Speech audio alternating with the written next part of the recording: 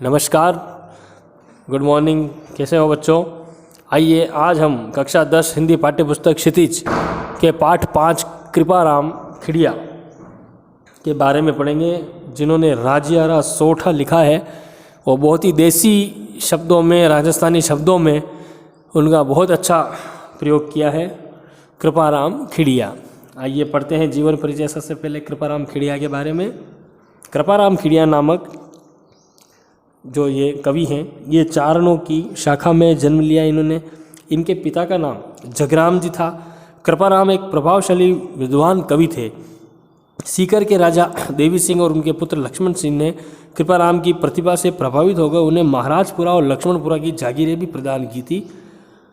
कृपाराम ने संवत 1864 में अपनी काव्य रचना प्रारंभ की थी। इन्होंने सोठा, बंद और छंद में बड़ी सरल और सहज भाषा में नीति संबंधी रचनाएं की है। वयण, सगाई इनके काव्य का प्रमुख अलंकार है। भाषा पर डिंगल भाषा का प्रभाव है। रचनाएं कृपाराम रचित 3 ग्रंथ माने गए हैं। ये है राजियारा सोठा, चाकलनेसी तथा एक अलंकारों से संबंधित ग्रंथ है। वर्तमान में केवल राजिया का सोठा ही उपलब्ध है। राजियारा सोठा में कवि ने अपने विश्वासपात सेवक राजाराम को संबोधित करते हुए लगभग 140 सोठों की रचना की और ये सोठे नीति से संबंधित है। इनके ये जो थे राजाराम, इनके कोई नाम लेने वाला नहीं था, तो इन्होंने सोचा कैसे इसको प्रसिद्ध किया जाए। तो उन्होंने हर छंद के पीछे, अपने हर सोठे के पीछे राजिया शब्द का प्रयोग किया है। तो इसलिए उसका कोई अर्थ नहीं है, सिर्फ एक नाम है, ताकि इस सोठे के साथ वो भी प्रसिद्ध हो जाए, राजाराम भी। राजियारा सोठा को राजस्थानी भाषा का प्रथम संबोधन परक नीति काव्य माना जाता है। हम यहाँ पर 15 सोठे यहाँ दिए गए हैं पाठ परिचय में, और इन 15 ही सोठों के बारे में पढ़ेंगे। एक एक सोठा पढ़ेंगे और एक एक का हम भावार्थ भी समझेंगे, ठीक है ना? तो ध्यान करना, ये सारे नीति युक्त है। जो भी नीति से संबंधित जो होते हैं दोहे, वो उससे संबंधित है, इसलिए अच्छे से ध्यान से आप लोग समझना, ठीक है। गुण अवगुण जिण गांव, सुने न कोई सांभले, उन नगरी विच नाव, रोही आछी राजिया। की कवि कहता है, जिस गांव या समाज में कोई भी गुण और अवगुण पर ध्यान नहीं देता हो और उन्हें न समझ पाता हो, उस गांव या समाज में रहने से तो अच्छा है किसी निर्जन वन में चले जाना, जहां अपना कोई समझता ही नहीं हो कि इसमें गुण है, इसमें अवगुण, वहाँ बेकार है रहना। कारज सरे न कोई, बल पराक्रम हिम्मत बिना, हलकार्या की होए, रंगा सियाड़िया राजिया। की ये कहता है कवि कि जीवन में बिना बल और पराक्रम के किसी भी कार्य में सफलता नहीं मिलती है। जो रंगे सियार मतलब पराक्रम का ढोंग करने वाले हैं, उन्हें कितना भी ललकारो, उसे कितना भी उकसाओ, वे हमेशा असफलता के भय से कभी आगे नहीं बढ़ते हैं। इसलिए बल और पराक्रम होना चाहिए। मिले सिंह वनमान, किन मृगा मृगपत कियो, जोरावर अति जाह, रहे उधरगत राजिया। कि शेर जो होता है वो मृगपति मतलब पशुओं का राजा कहलाता है, किंतु पशुओं ने कभी भी मिलकर उसे राजा के रूप में स्वीकार नहीं किया है। हम जंगल का राजा शेर क्यों कहते हैं? वो इसलिए कहते हैं कि उसमें बड़ा पराक्रम होता है, वो किसी से डरता नहीं है, सीधे जाकर उससे भिड़ जाता है। तो बलवान प्राणी जहाँ भी रहते हैं वह हमेशा ऊंचे स्थान पर ही सुशोभित होते हैं। आछा जुद अणपार, धार खगाम सम्मुख धसे, भोगे हुए भरतार, रसा जी के नर राजिया। कि युद्ध में भाग लेना अच्छा है, गौरव की बात है। जैसे शूरवीर तलवारों की तीखी धार का सामना करते हुए आगे बढ़ता है, तभी वह पृथ्वी का स्वामी राजा बनकर उसे भोगता है। चुनौतियों का साहस के साथ सामना करने वाला व्यक्ति ही जीवन में उच्च स्थान की प्राप्ति करता है।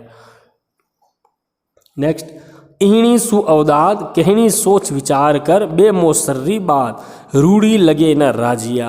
कि अच्छी और हितकारी बात भी व्यक्ति सोच विचार कर करनी चाहिए। कोई भी बात करते ना, बिना सोचे समझे नहीं बोलना चाहिए, क्योंकि समय और अवसर का ध्यान रखे। जो बात कही जाती है वह सुनने वाले को अच्छी लगे या नहीं लगे, इसलिए जो भी बात करो सोच विचार कर करो। पहली किया उपाय, दव दुश्मन आमय डटे, प्रचंड हुआ विश्वास, रोभा घाले राजिया। कि मनुष्य को तीन चीज़ों का सामना उनके उपजने से ही कर लेना चाहिए, क्योंकि अगर वो बढ़ जाएगी तो बिगड़ जाएगी। क्या है? मनुष्य को आग, शत्रु, रोग आदि संकटों का बचाव का उपाय पहले ही कर लेना चाहिए। जब संकट भयानक रूप ले लेता है तो वह मनुष्य को बहुत कष्ट देता है। अगर आग थोड़ी सी लगी न बुझा दो तो ठीक है, नहीं बुझा पाए ना, अगर ज़्यादा हो गए फिर बुझाना मुश्किल होता है। शत्रु थोड़े से हों उनको हटा दो, दबा दो, अगर ज़्यादा हो गए फिर मुश्किल कर देंगे। रोग, शरीर में रोग लगे उसी समय उसका इलाज कर दो, क्योंकि बढ़ने पर फिर उसका इलाज नहीं लगता, इसलिए पहले ही इनका उपाय हो जाना चाहिए। हिम्मत किम्मत होए, बिना हिम्मत किम्मत नहीं, करे ना आदर कोय, रद कागज चूरा दया। मनुष्य का मूल्य उसके साहस प्रदर्शन से ही प्रकट हुआ करता है। बिना साहस का परिचय दिए कोई उसको महत्व नहीं देता। चुनौतियों के सामने घबरा जाने वाले व्यक्ति को लोग रद्दी कागज की तरह ठुकरा देते हैं। इसलिए बिना हिम्मत के कोई कीमत नहीं होती है। उपजावे अनुराग, कोयल मन हरकत करे, कड़वा लागे का, रसना रागुण राजिया। रसना का मतलब होता बोलना, बोलने के गुणों का प्रयोग बता रखा है यहाँ पर। क्या कि कोयल अपनी मधुर वाणी से सुनने वाले के मन में प्रेम भाव और प्रसन्नता भर देती है, किंतु कौवे की कर्कश काँव काँव कानों को कड़वी लगती है। यह मधुर और कटु वाणी का ही प्रभाव है। इसलिए हमें हमेशा मधुर बोलना चाहिए ताकि हम भी लोगों के बीच में प्रिय बने रहें। दूध नीर मिल दोए, हेक जैसी आकृति हुए, करे न न्यारो कोय, राजहंस बिना राजिया। कि यहाँ पर बताया गया है कि जब दूध और पानी को मिला दिया जाता है तो दोनों के मिल जाने पर एक जैसा रूप हो जाता है। पानी भी दूध जैसा ही दिखाई देता है। दूध और पानी को अलग अलग कर दिखाने का गुण केवल राजहंस, जो मानसरोवर में पाए जाते हैं राजहंस, उनमें होता है। यह कोई भी कठिन कार्य नहीं कर सकता उसके बिना। तो मतलब अच्छे बनो, इसलिए एक बार मिल जाएंगी वो दोनों चीज़ें, फिर अलग नहीं होगी। इससे अच्छा कि हम उसे मिला ही नहीं। मलय गिरी मंजार, हर को तन चंदन हुए, संगत लिए सुधा, रूखा ही ने राजिया। कि मलयगिरी जो पर्वत है उस पर चंदन के वृक्ष उगा करते हैं, किंतु उनके साथ उगने वाले अन्य वृक्षों में भी चंदन जैसे ही गुण आ जाते हैं। यह सत्संग की महिमा है। चंदन का संग करने से अन्य वृक्षों ने अपने आप को सुधार लिया और वे भी चंदन जैसे बन गए हैं। मतलब संगत, जैसी संगत व्यक्ति को मिलती है वैसा ही वो बन जाता है। इसलिए अपनी संगत को अच्छा बना के रखना चाहिए। पाटा पीड़ उपाव, तन लागा तलवारिया, वह जीबरा घाव, रतीना ओखद राजिया। कि तलवार के प्रहार से शरीर पर हुए घाव और अन्य चोट आदि को ठीक करने के उपाय तो हैं, किंतु कठोर और अपमानजनक वाणी से हृदय पे जो घाव लगता है उसकी ठीक करने की कोई औषधि नहीं है। क्योंकि एक बार जो किसी के मुंह से निकला हुआ शब्द हमारे दिल को छू जाए फिर वो भरना बड़ा मुश्किल होता है। इसलिए जो भी बात करें सोच समझ कर करें। मूसा ने मंजार, हित कर बैठा है कण, सह जाने संसार, रस नह रहसी राजिया। कि मित्रता हमेशा समान स्वभाव वालों के बीच ही सुखद और सुखदायिनी होती है। यदि कोई चूहा बिल्ली से मित्रता कर बैठे तो उसका परिणाम कभी भी सुखदायी नहीं हो सकता है। कभी न कभी कोई हमला कर ही देगी, बिल्ली चूहे को खाई जाएगी। सारा संसार इस बात को जानता है कि चूहा जो है वो बिल्ली का भोजन है। वह अपने बल से बिल्ली की रक्षा नहीं कर सकता। मतभेद हो जाने पर बिल्ली उसे खा जाने में तनिक भी देर नहीं लगती। इसलिए ध्यान रखना चाहिए, समान व्यवहार वालों से ही मित्रता करनी चाहिए। खल गुड़ अण खुमताए, एक भाव कर आदरे, तेन नगरी हुमताए, रोही आछी राजिया। ये वापस एक सेम मिलता जुलता, पहले जो दो सोटा था उससे मिलता जुलता ही है यह। कि जिस समाज और नगर में खल, गुड़ और अन्न आदि को एक समान महत्व दिया जाता हो वहाँ नहीं रहना चाहिए। वह स्थान तो अंधेरे नगरी जैसा है, वहाँ गुणवान व्यक्ति का कभी भी अपमान और उपेक्षा हो सकती है। ऐसे समाज में रहने से तो निर्जन वन में जाकर निवास करना अच्छा है। इससे अच्छा कि व्यक्ति आत्मसम्मान से रह सके। गणगण साबल गाए, न फूटे पहाड़ बड़, जड़ कोमल बिद जाए, राय पड़े जद राजिया।